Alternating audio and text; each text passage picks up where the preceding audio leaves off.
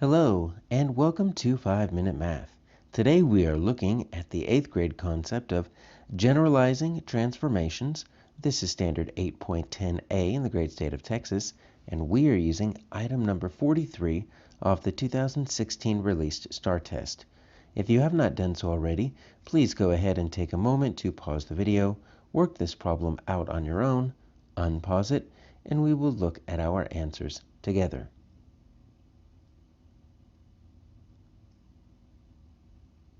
So we've got a pentagon here, not exactly a regular pentagon, a little bit shifted and stretched out, looks like to the right. It's rotated 180 degrees clockwise, right? So we're going to make it go that direction. About the origin to form pentagon A prime, B prime, C prime, D prime, E prime. So that's all we know. It's going to be rotated 180 degrees clockwise. We need to find a statement that is true. Well, for me, it's going to be very easy if we can do this visually here. So here is the notation that we need to know when we're rotating 180 degrees clockwise, right? So there's a very specific notation we're going to use. So our x and y coordinates, 180 degrees clockwise, pretty simple. Minus x minus y.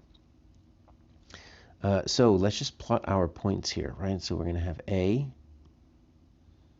and let's see what we've got here. B, C, D. We're kind of running into our answers here, but that's fine. And let's see what our x and y coordinates are. So A looks like it's going to be 5, 5. B looks like it's going to be 7, 3. This is what I would suggest you do. Take the time to kind of make out this table if you're working this problem out on your own. D is going to be 1, 2, and E is going to be 1, 4. Because if we do it like this, then we will have the opportunity to find the new primes,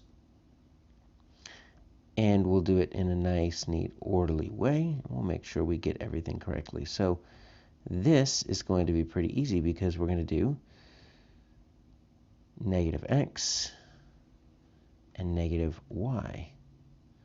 And so we're just going to take negative 5 and negative 5. What we can do is as we do each one, we can go ahead and just plot them. All right, so here's my negative 5 and my negative 5. And that is going to be my A prime. And I'm going to wait a little bit to make sure I know which direction that pentagon is going. I don't want to draw that inside my shape.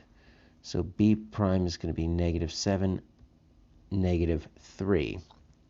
So negative 7, negative 3 is going to be right there. C is going to be negative 5, negative 1. All right, so now I've kind of have a good direction here for my,